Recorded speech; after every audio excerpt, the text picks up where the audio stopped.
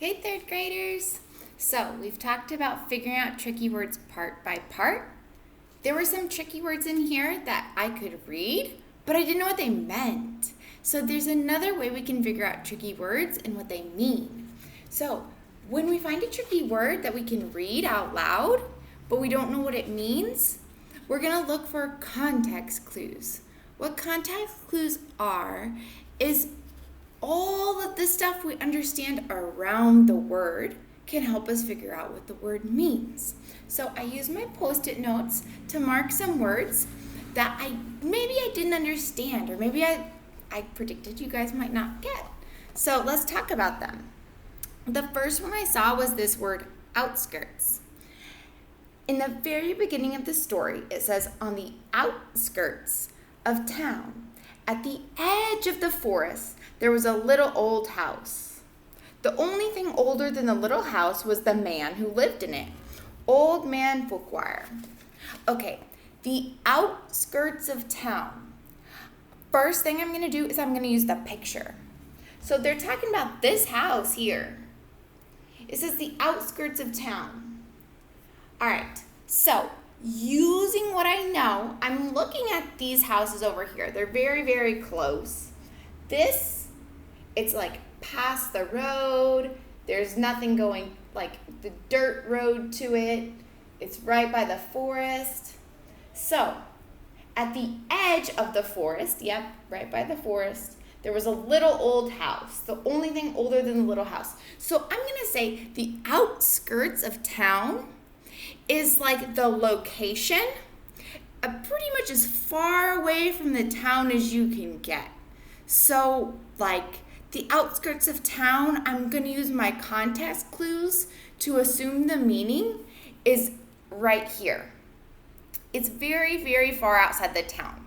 This is like a location that someone that doesn't really like people, that likes to be alone, might choose to build their house or to live. Okay. So I use my context clues to figure out the meaning of outskirts. I mainly use the picture, and I use the words that I did understand in the sentence around the word. Okay, let's try to figure out the next one. Okay, what was my next one?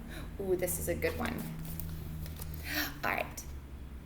The word I chose here that maybe I didn't know right away in my vocabulary. So it says, not so many people know this, but squirrels are the cleverest. Well, I know what clever means.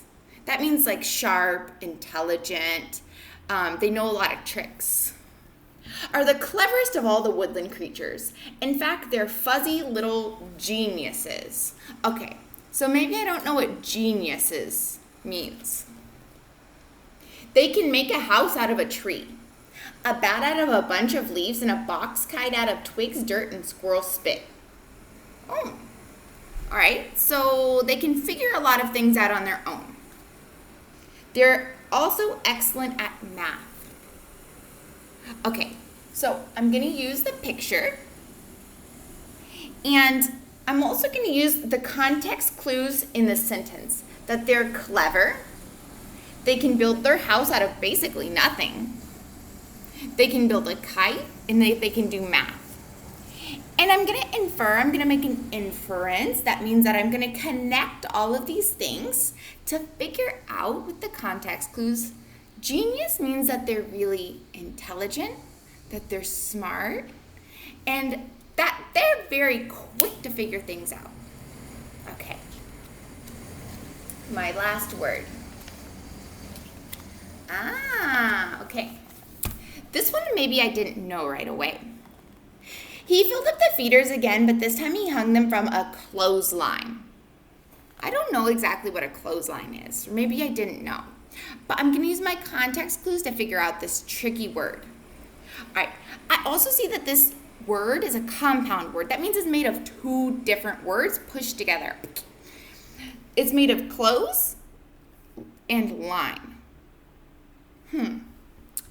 Then he went back inside, confident the squirrel would no longer be able to get the seeds and berries. So he's hanging it from this. This is the clothesline. Okay. So I can use my eyes. I can look at the picture, the context clues here. I can also use the words around the unknown word and make an inference that this is a clothesline. While you might not normally be hanging bird feeders from it, the name itself lets me know that we would normally hang our clothes to dry from it, right? So a clothesline is something where we would hang our clothes to dry outside. So, there you go.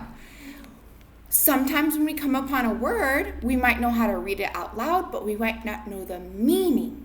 So when we don't know the meaning of a tricky word, we have to use the pictures, and we have to use everything we know around the word to help us figure out the meaning of that word. So there's another way we can use to figure out tricky words while we're reading. All right.